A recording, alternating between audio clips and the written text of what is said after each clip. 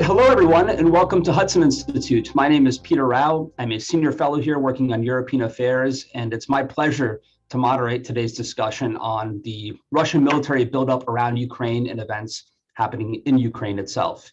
As you all know, if you're a close follower of Hudson Institute's programming, we've had a variety of officials on and observers over the past several weeks.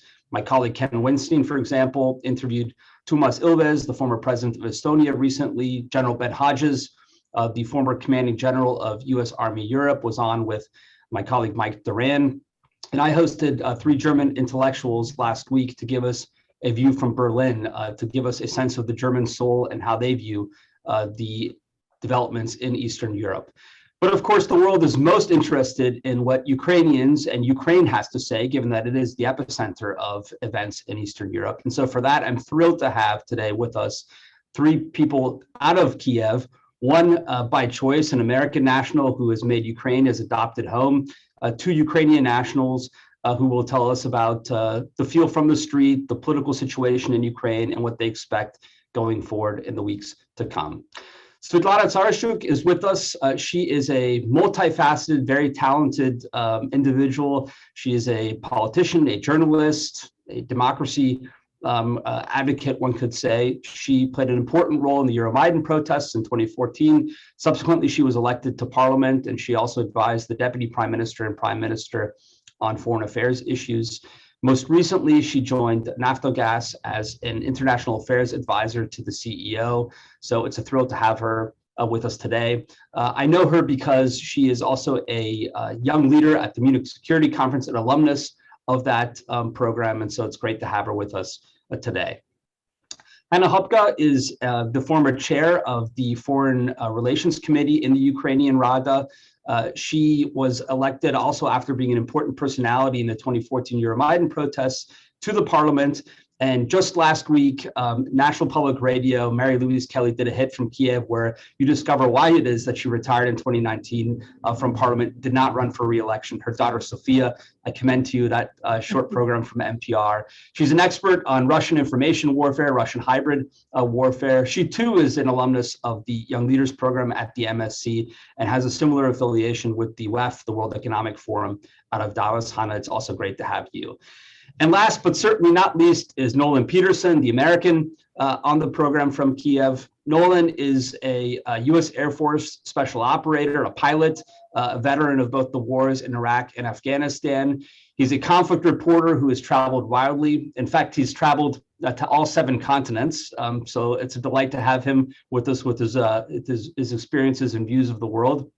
He was a international correspondent for the Daily Signal, which is an in-house publication of a fellow think tank here in Washington, the Heritage Foundation. And now he is a editor or the senior editor at Coffee or Die, which produces some great on-the-ground reportages under his byline from Ukraine. He's also the author of the book, Why Soldiers Miss War, as well as 2 other books, which you can find on Amazon. So it's a thrill to have him with us today. As we talked about before the programming began, we're going to have an opening round of comments from all 3 on whatever they'd like to address on the view from Kyiv, and then we'll have a Q&A for the rest of the hour. So with that, I'll just kick it over to Svetlana. Thank you so much for being here and looking forward to hearing what you have to say. Peter, thank you so much for having us, and very good to see you, colleagues. So, you know, when you sent us an invitation, I wanted to have this initial intervention devoted to maybe an energy security and Nord Stream 2. These are the topics that I'm working currently on in Naftogaz. But probably I would like to talk about a little bit broader perspective, given the recent developments of what's going on around Ukraine. Basically, I'd like to answer my own 2 questions, like what's going on and what should we do about it. So, you know, since the beginning of the escalation, I feel that the situation is getting dire every single day. And Putin is obviously raising the stakes. He's demanding unacceptable concessions that he knows that cannot be accepted neither by Ukraine nor by transatlantic community. Putin is also very with a lot of talent is playing on the disagreements and differences amongst the allies, amongst the partners. He's weaponizing the gas, and he's obviously exploiting the dependence of the Europeans on Russian energy resources. Well, doing all that, the main question is actually what Putin is doing. Why does he need all of that? And as I see it, Putin is renegotiating the world order, while the West at the same time is negotiating the de-escalation in Ukraine. And this is how I see this problem, because this approach is mismatching. And what I'm trying to say, that this is just not going to work. Why? Because Putin is not going to stop. We know that he moved into Georgia in 2008, then annexation of Crimea, occupation of Donbass. We've observed this escalation already in spring. He's escalating now. Now, even if we manage to de-escalate the current situation, who told that he's going to stop? He's not going to stop. And he's gonna challenge NATO borders, as he's doing now. He may challenge EU borders. He may try to think about the borders of Baltic states. I think that Putin wants new Yalta. And the question is, in front of us, in front of Ukraine, but also in front of the transatlantic community, democratic community, is whether we have unity and courage and a strategy to stop him to have this Yalta. One of the problems I also observe is sometimes when I talk to European politicians and I'm saying these things that, look, Putin is not going to stop, I see it in their face that it provokes, in a way, their detachment. And you know why? I was asking myself, so why is that happening? Because actually, it's not the first time that Putin using proper military aggression and he started a proper war in 2014. But why does it provoke detachment from so many political leaders? And it feels that their feeling of the absurdity of this situation just cannot be absorbed, you know. Their normal life cannot be challenged with this idea that Putin is actually preparing not something just against Ukraine, but it's something much more bigger. The many European and democratic politicians, experts, just so deeply, you know, challenged by that idea that they prefer still to think and to analyze that this is something happening between just Russia and Ukraine, and by offering some concessions, by offering some pushing Ukraine to implement Minsk agreement, they will be able to deal with that. No, that's not going to happen. Once again, back to my initial position is Putin is trying to renegotiate the world order. And by the way, he said it very clearly in 2007 during the Munich Security Conference. And, you know, one of the thoughts I had is that, you know, Putin is the leader that is, 22 years in the power, more than most of the world leaders in the world. And while we, Macron, I don't know, Olaf Scholz, you name it, are measuring their efficiency in the power, their responsibility within this 4 or 5 years electorate term, Putin probably is thinking about his legacy. He is thinking about 50 or 100 years ahead of him. He has been already in the power for like a quarter of a century. And if he thinks that, if he accepts that kind of vision of what he is doing, then the idea of the war, which will be able to kind of break the spine of the history, the trajectory that is developing in the moment, is not so unthinkable, you know, because he's trying he's really trying to change the history. Now, what should we do about it? And what are we doing about it? Well, first of all, it's of course unity. And unity, as simple as it sounds, unfortunately, is a very difficult thing to achieve. And you can judge it from some of the statements that we hear from our German partners when Nord Stream 2 is being just ignored, and German leaders refuse to put it onto the table as a leverage to counteract Putin. I've also read just recently a Minister of Economy of France who said that we shouldn't be dragged into US narratives. We have our own interests. I think these kind of differences that Putin is exploiting very well. So my point is that unity is needed, and this unity includes NATO and EU and Ukraine and other democratic states that are ready to counteract Putin. Secondly, I think that we need to shift from this immediate escalation around the border, around Ukrainian borders, to the discussion about long-term and comprehensive strategy. How do we stop Putin? Not just now, not just this winter, but in a longer term perspective. And this discussion is really lacking. This is what I don't see in public discourse.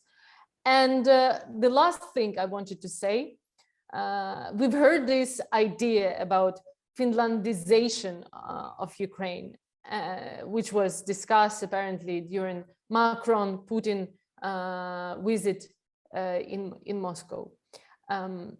It's important to understand that Ukrainians have made its very consistent choices. In 1999, Ukrainians voted for independence.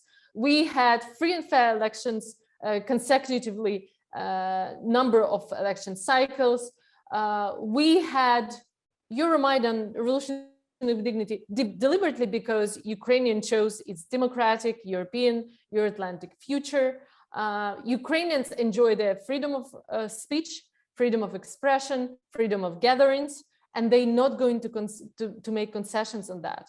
So it's not up to any leaders in this world to tell Ukrainians what choice should it be. Moreover, I would say, even if one of the Ukrainian leaders decide to even think about that kind of Finlandization scenario in order to satisfy Putin's appetite, I think it's just simply impossible, and Macron should know it. Why? Because if you look at the opinion polls, majority of the Ukrainians, more than 50%, support EU and Euro-Atlantic integration. It's part of our constitution. The constitutional majority in the parliament voted for that. So it's just, this option is just simply not on the table. And by pushing Ukrainians to accept that, I think that we risk to create internal tensions in Ukraine itself. So even it's only adding the oil to the fire. That would be my response to President Macron. So to conclude, unity and long-term comprehensive strategy to counteract Putin. This is the thing that we should look forward to together. Well, I couldn't agree more. I agree with essentially every word that you just uttered. And perhaps just as one addendum, it is worrying when the West is pushing for de-escalation, Putin for renegotiation of the world order. That naturally lends itself towards a Yalta-style scenario where the West, in return for de-escalation, is prepared to put things like Finlandization on the table, which is a world order a negotiation of sorts. And as to the Western mentality, it reminds me of John Kerry when he was Secretary of State, somewhat aghast, responding to one of Putin's intervention by saying he's behaving like someone out of the 19th century. It's really considered for a lot in the West as behavior of a different era, and it's unimaginable that it could take place today. But that's enough for me. On to Hannah. Looking forward to hearing what you have to say.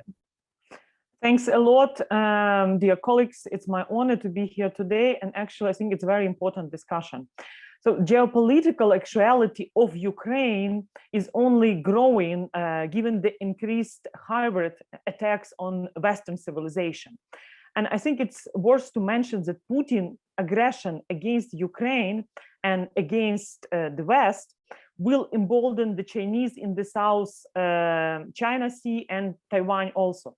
So actually, we could say that two countries or two leaders, China and Russia, are against democratic nations, and of course with the key idea to rule forever, and also to keep their vision how to govern their nations. And actually in Ukrainian example, within last 30 years, when Soviet Union collapsed and Ukraine renewed independence and statehood, we proved that Ukraine is a democracy in action. And also Ukraine is a contributor to European security. Ukraine provides solutions to hybrid threats to democracy, like disinformation, cybersecurity attacks, lawfare, and strategic corruption. And talking today about different diplomatic efforts, transatlantic efforts, how to see some progress in de-escalation. And of course, some of European leaders, they would love to push Ukraine for some concession or painful compromises, just to see how to say a hybrid peace. Actually, these days in Ukraine, many citizens of Ukraine just watched a movie about Munich, what happened in last century and what their consequences were.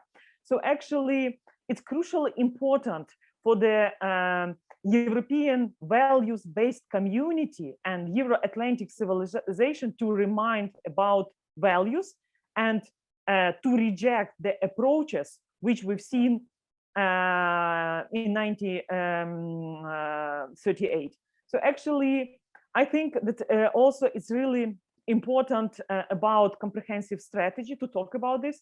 Why? Because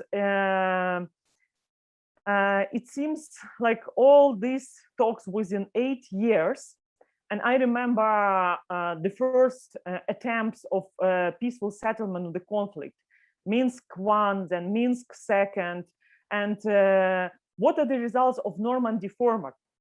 Let's be honest, even ceasefire is not in place. Long-lasting ceasefire is not in place. Withdrawal of heavy artillery. Instead, we see a massive build-up at the border with Russia. So no progress of implementing Minsk agreement by Russian side. And unfortunately, Putin is trying to use the weaknesses of some of our Western European colleagues to push Ukraine to implement political part of Minsk agreement without any achievements or any progress in security part. And I think that it's crucially important that the collective West and transatlantic community will be very strong, passing the messages to Putin that stop blaming Ukraine, because actually this is a Putin mistake, like not delivering even the ceasefire. And instead we've seen passportization, which is ongoing in the temporary occupied territories. And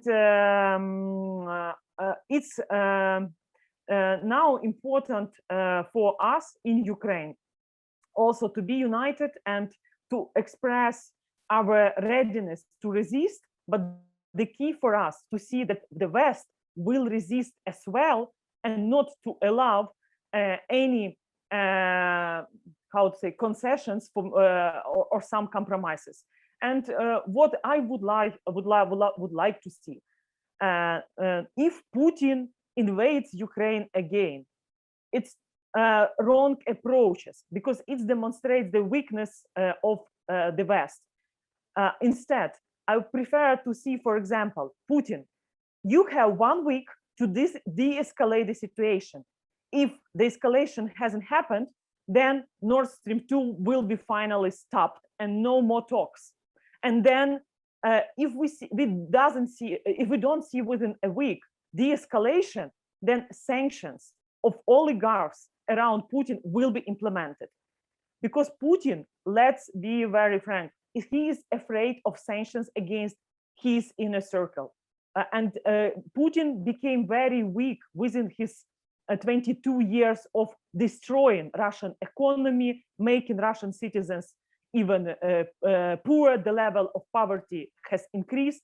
So Putin is afraid of this integrational process within Russian Federation. So let's also consider Putin's weaknesses and become stronger in pressing, or how to say, okay, let's be more diplomatic, encouraging Putin actually to implement his obligation, actually to withdraw his troops from a Ukrainian border and to demonstrate de-escalation, because Putin is playing these games like last year spring, when he started to bring his artillery to the Ukrainian border. Then we've seen this Biden-Merkel deal on Nord Stream 2, and which was perceived as a weaknesses of the West. So I think, and I would recommend our European colleagues not to use this situation for different ideas, wrong ideas, like Finlandization of Ukraine, or push Ukraine for political part of Minsk implementation, because this will create also this will become a destabilization factor inside Ukraine, because patriotic movement experts, they will not allow to cross these red lines, because we already paid a big price. Yeah, it's interesting you say that, because what I hear sometimes, granted, I think they're somewhat fringe voices, but what I hear sometimes in Washington and in some European capitals is war would be so terrible for the Ukrainians that we need to make certain political concessions. But it turns out the Ukrainians don't want to make those political concessions. So I think we should be careful in going too far. And perhaps one more point, again, I think great points you make, and I would subscribe to many, if not all of them. I suspect that if there is a further incursion by the Russians into Ukraine, that Ukraine demonstrating resilience and resistance, and the West's support for that resilience and resistance, are mutually reinforcing. The West will want to see that Ukraine will stand up to the Russians, and the Ukrainians will want to see that the West is by its side. So that will be, I think, an important dynamic.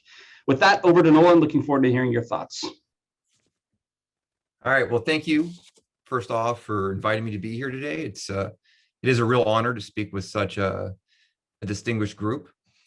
I just got back just a couple hours ago from a military training event here in Kyiv, where 2 American Army veterans, one from Iraq and one from Afghanistan, were running Ukrainian civilians through combat drills. And these Americans were using skills that they had learned fighting insurgencies to teach Ukrainians to wage their own against a potential Russian invasion, maybe as soon as in the coming weeks. You know, it's just absolutely surreal for me to witness and to observe these everyday Ukrainians running around the snow with Kalashnikovs in their hands, training basically to defend their hometown street by street if they have to. It's hard to believe that such a thing is still possible in a European capital, in a European country in the year 2022. But this has also been the reality already for many Ukrainians for the past 8 years of war. And based on the most recent Russian troop movements over the past few days, I think we can clearly say now that the buildup phase of this confrontation is nearing an end, and we're now entering into the waiting game. Russia already has the military hardware in place to launch a major attack. And I think the last piece of the puzzle that we are waiting for is the movement of troops, personnel, to basically complement that equipment that has already been put in place. And we're starting to see that now. Most troubling, from my perspective, is the movement of Russian National Guard units to Ukraine's border. And those units are not used as an offensive force. Those would presumably be used as an occupation force. So that's sort of a troubling sign of what we may actually be looking at here, again, possibly in the next few weeks. Like I said, Russia now has the military power on Ukraine's borders to execute some sort of military operation on short order. And by as soon as this weekend, Russia may have the forces in place to execute the so-called worst case scenario which would be an attack by about 100 Russian battalion tactical groups from multiple vectors across Ukraine, possibly including an encirclement of Kyiv, Ukraine's capital city, an attack likely preceded by waves of airstrikes and missile attacks meant to inflict massive and irrecoverable losses on Ukraine's military right off the bat. And the overall intent, according to many analysts, is most likely a change in government here in Kyiv. The ongoing conflict in the Donbass has killed more than 14,000 people over 8 years. The kind of war we're looking at now would kill that many people in a matter of days. At this point, I think if you believe that this is all a bluff, it's an act of faith. The evidence points clearly in another direction. Russia is preparing for a major military action soon. And although many Ukrainians were initially skeptical about the likelihood of a major attack this winter, the mood has shifted here in Ukraine, and many people now believe that a major offensive is possible. And here in Kyiv, I've interviewed many people who are now making plans, possibly to leave the city, particularly people with families or children. There are people who are buying supplies, getting ready to possibly ride out a siege here in their homes. And of course, there are many people civilians, who are choosing to take up arms as part of a territorial defense force or a resistance unit should Russia invade. In fact, my 57-year-old father-in-law and my 59-year-old uncle-in-law, who are both Soviet Army veterans of the Afghanistan era, have joined territorial defense forces and are ready to fight should Russia invade. In my recent reporting, I've used the word limbo quite a bit. And that certainly describes the lives of civilians in Ukraine right now, but it also describes the situation for Ukraine's 430,000 combat veterans of the war in the Donbass, many of whom belong to Ukraine's first operational reserve, which is the first pool of manpower who could be mobilized within 24 hours in case of a major Russian attack. I recently interviewed one veteran of the Donbass war who showed me his so-called combat or his veteran's suitcase. That's what he called it. Basically all his gear ready to go on short notice to go back to war should he be ordered to by Vladimir Zelensky, the commander-in-chief. As a veteran myself of the wars in Iraq and Afghanistan, I know that it is hard for any man or woman who has served to come back from war, especially when your war isn't over yet. But today, Ukraine's more than 400,000 veterans of the Donbass war have the added burden of knowing that within 24 hours, they could be ordered to kiss their families goodbye, throw on a uniform, grab a gun, and go face a Russian invasion. But I have to say, and this is very striking as an American, because this is not the American way should we be facing a similar situation, but the mood here is far, far from panic.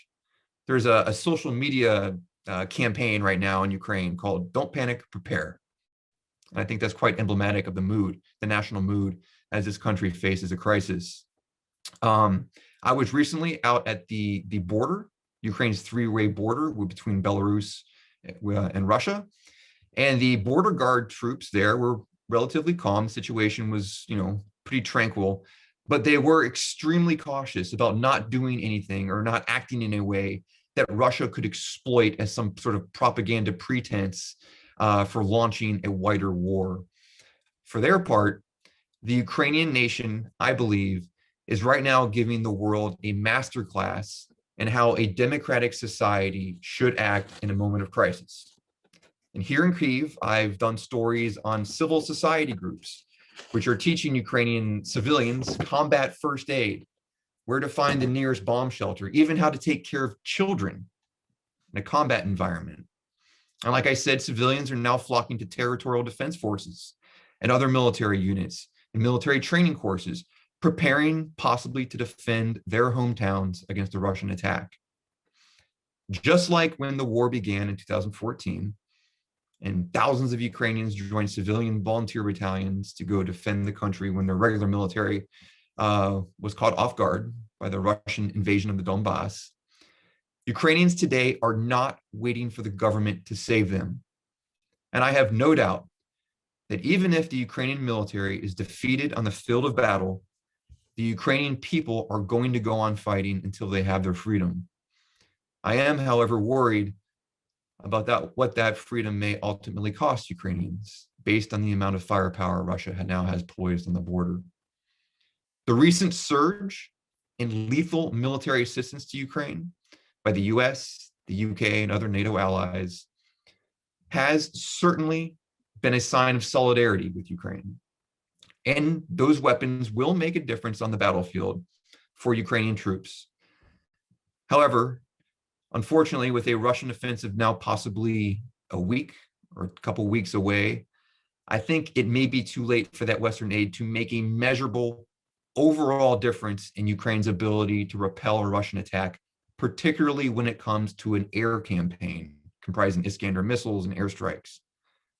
At this point, I think the West also needs to begin a major concerted effort to prepare for a potential humanitarian crisis of historic proportions if there are millions of refugees in the dead of winter who are fleeing from a Russian attack. Ukrainians clearly have the will to fight. They've proven that over the last 8 years.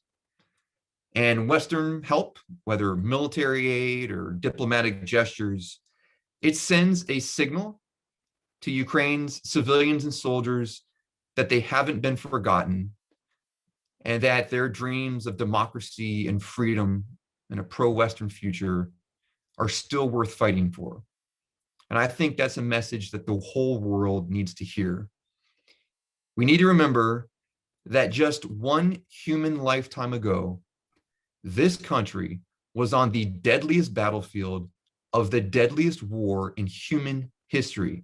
And if we think something like that isn't possible again in our day and age, we are sorely mistaken. We are not immune from history's cycles of war and peace. It could happen again. And I think I'll close with one of my favorite lines from literature, my favorite author, Ernest Hemingway. He wrote, "If we win here, we will win everywhere." And there's no better way that I can think of to describe why the fate of Ukraine is important for the United States, for Europe, and for every democracy around the world. That's great, Nolan. Thank you. And I was going to ask you as an opening, what you would say to isolationists or restraintists in the United States who say that Ukraine is a place far away and it's not really in the American interest to involve itself in the country's affairs that sits outside of NATO. Some of them might even argue that within NATO, American obligations are questionable. You hinted at that and you brought up some aspects of it. I don't know if you want to encapsulate it in a few kind of direct points, but that might be useful to some of our viewers who are unfamiliar with Ukraine. Yeah, and I think as a segue to answering that question, I think it's important to note that Ukraine, throughout the course of this war, 8 years of conflict, let's remember, has never wanted or asked for foreign soldiers to come fight their conflict for them. And I've been here since the war started for 8 years. I've spent a lot of time on the Donbass front lines. Never once has own soldier ever said that they want Americans or NATO soldiers here to fight their own war. They just need the help to fight that war for themselves. So I think it's really important when we talk about trying to prevent this war from happening, to assisting Ukraine. We're not talking about sending American soldiers to Ukraine. That's been some media dialogue that's been going on, and it's completely off base, it's completely incorrect, it's inaccurate, and it's not what Ukraine is asking for. However, to the point that we should start sanctioning Russia now, we should start punishing Russia now, of course we should, right? If you walk up to somebody in the street and you put a gun to their head and say, "Give me your wallet," you've already committed a crime. And that's what Russia's done to Ukraine. They have a gun in this country's head. And why, for the life of me, we're not punishing Russia already? Why we've already not canceled Nord Stream 2? Why have we not already levied additional sanctions targeting the oligarchs or punishing the Russian economy? Russia has already committed the crime. And in the year 2022, countries should not be threatening, particularly in Europe, a major land invasion just to get what they want. And so, yes, I think history speaks pretty clearly that when major wars begin, they usually don't stay quarantined within the countries where they started. And we're already seeing a level of anxiety within NATO and Poland, the Baltic states. Basically, the closer you get to Russia, the more of an existential threat Russia looks to you. And as soon as the bullets start flying and there's a major attack, you know, that Franz Ferdinand scenario is always possible. I don't think a war will start accidentally. I think that's very unlikely. I think Russia will start the war when it decides it is ready to start, again, a larger war. There's already a war going on. If Russia decides to reinvade, it will be a deliberate choice. But once that conflict begins, there is always a chance for some unforeseen circumstance to escalate that conflict way beyond what Moscow intended originally. And if you have millions of refugees heading west, potentially toward the Baltic states, you know, with the amount of aircraft, anti-aircraft systems, and electronic warfare systems in Belarus, the threats to commercial air traffic right now are astronomical. There are so many opportunities for this thing to snowball into a much greater conflict. Above all, we have to do everything we can, first of all, for the sake of the innocent, millions of innocent Ukrainians who are going to suffer in this conflict, but also we have to prevent this war, because this is going to pose an absolutely, like, astronomically existential threat to the security of Europe. And we cannot let a major war exist within Europe, because if it does, you know, the chances of this thing escalating into another unthinkable catastrophe, like I alluded to in my remarks, is quite high.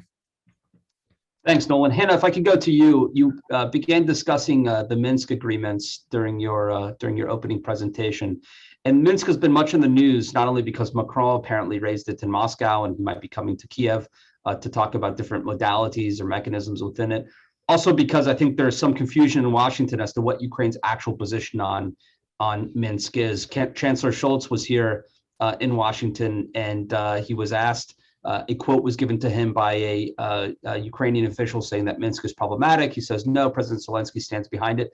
How does Ukraine, if we can say such a thing as Ukraine, given that there are a lot of divisions obviously within politics and society, but how does Ukraine think about Minsk? Is this something that could be fruitful in the time going forward, or is Normandy essentially dead? Is Minsk a dead letter and disadvantageous to your people? Thanks.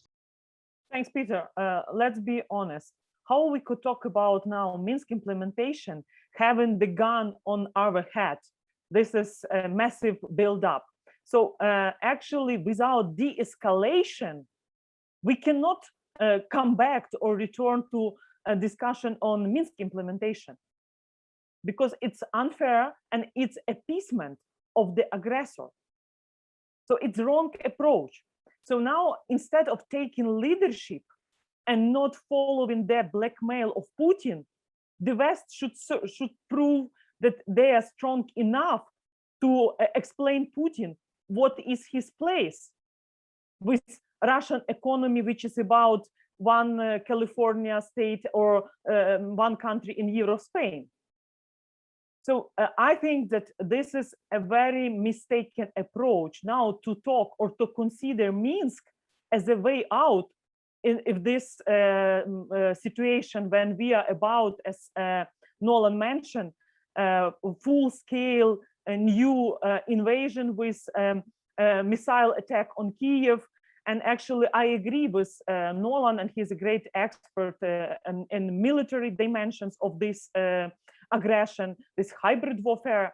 So Putin prepared all forces, including different, how to say, FSB guys, which are probably in different towns in Ukraine, and he will just sit and wait when to activate them for destabilization scenario. So let's be honest about it. So this is in 2015, I received a letter from Vice President Biden at that time, because Ukraine was pushed to implement Minsk agreement. At that time, we were very weak.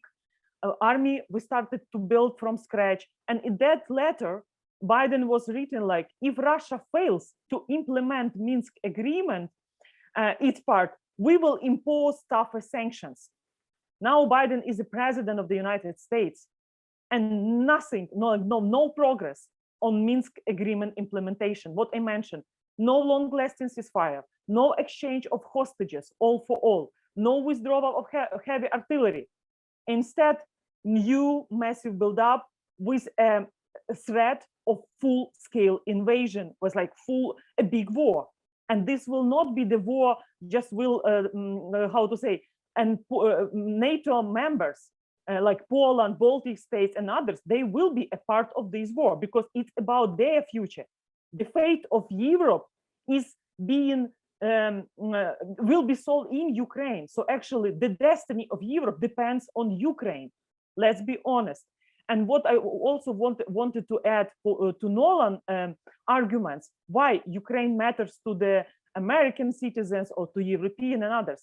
Besides that Ukraine is a contributor of European security, let's also keep in mind that Ukraine is a big contributor of food security.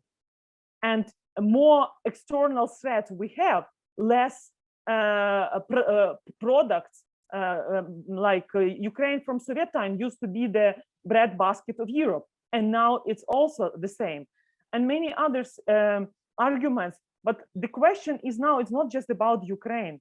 It's if we allow Russians to behave such in such aggressive way, it means that China tomorrow will act similarly in Indo-Pacific region, and then authoritarian regimes is like mafia club. They will unite their efforts to destroy Western civilization in hybrid ways. What we've seen in Czech Republic with the explosion of, you remember this case, poisoning of opponents, when Putin killed his opponent in Berlin, then Schröderization of the West. It's already happening. So let's wake up and finally to stand with Ukraine, because it's about you. We will survive. The lessons we learned from the last century, 2 world wars, and in the Second World War, Ukraine pays the biggest price, 8 million of people to stop Nazi regime. Now we are stopping Putin's regime, and also we are helping Russian citizens because they deserve better future. And Putin is working against Russians because actually he destroys Russian economy and actually even Russian oligarchs. If today the US will impose sanctions and the EU impose sanctions, I'm sure that some oligarchs will be very unhappy with Mr. Putin, and who knows what could happen. So my question to the West, like Soviet Union collapsed within 2 weeks. So now, are we ready for different scenarios? What if something happens in Moscow, in Kremlin? Do we have plan B? Because it's not just about Ukraine. Ukraine will resist, will win, and I'm just have no doubt about this. Thanks. I think also one can see the scenario where the West sees Minsk as a way to get to de-escalation. So leaning on Zelensky essentially to commit to certain concessions, rather than the reverse, which is to pressure the Russians to de-escalate, and then potentially returning to a discussion about the status of, various components of the peace or the war in the eastern part. So Don, if you want to react to any of that, or as you mentioned at the outset, you didn't get to talk about energy, which I know is a big passion of yours. So perhaps you could touch on what's been said and then also give us the energy component to this. Yeah, so I wanted to give a couple of ideas of what the West could have been doing to Putin, right? I just read that recently Putin brought back his yacht, his $87 billion yacht that was standing in Hamburg port, and just recently Putin brought it back to Russia, obviously being afraid of having it arrested by the West if Putin makes a military move. I think there are a lot of yachts standing in some European ports. I think there are a lot of painful and sensitive dots that Putin and his immediate circle around him, oligarchs, people close to Putin have in the European Union, in the United States, in other democratic countries. And they, I think, have to be pressed upon so that Putin understands how painful can it be, The problem is that the West keeps on trying to, play by the rules while Putin is playing with the rules. And this is the trap that West finds itself at the moment. So it seems to me that we have to go out from this comfort zone and bring together something really tangible, something that shows Putin that this is really unacceptable, and this is the red line. Now, Nord Stream 2, by the way, and the gas, of course, is another kind of sensitive point of Russians. You should remember that 2/3 of all the taxes that is nourishing Russian budget is coming from the gas money. It's gas money that is supporting Russian economy. So without this money for Russians, it will be very difficult to even finance their own military industry. And it was obvious in the very beginning, yet in 2014, that Europe is very dependent on Russian energy resources. Approximately 40% of natural gas is being imported from Russia. But Europeans kept on being the hostage of Russians, despite the fact that they have seen the invasion into Georgia, invasion into Ukraine, annexation of Crimea, all kind of interference into the national elections around the world. But Europeans preferred to be dependent because it's kind of easier in that way. So that's why we have Nord Stream 2 on the table. That's why we discuss about it. However, once again, just to underline, if Russians want to pump more gas, transit more gas to Europeans, they don't need an additional pipe, because the capacity of Ukrainian gas transportation system is 3 times bigger than the capacity of Nord Stream 2. So I think that, of course, the history doesn't know the conditional mood. And I'm saying if, you know, the West was more strategic, the Nord Stream 2 was not there, there would be a proper plan how to decrease the dominance of Russians in the energy sphere in Europe. And therefore, Europeans would be much less sensitive to the leverage that Russians have against the West. And this is what Putin is saying, like, if you put sanctions against us, we will retaliate. We will just switch off the tap and you will feel it because it's going to be cold in your homes.